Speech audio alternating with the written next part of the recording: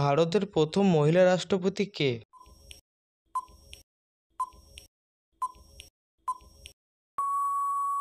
উত্তরটি হলো প্রতিভা পাটিল। বাংলাদেশের জাতীয় ফল কি?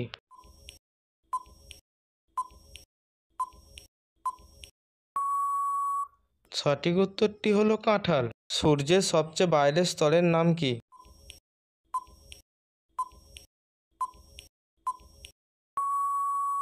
সঠিক উত্তরটি হলো করোনা। গীতা কোন ধর্মগ্রন্থের অংশ?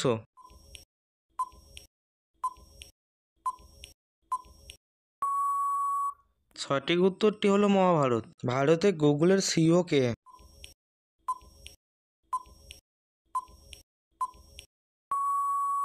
সঠিক উত্তরটি হলো সুন্দর পিচাই। ভারতে সিঁদুর অপারেশন কোন দেশের সাথে হয়েছিল?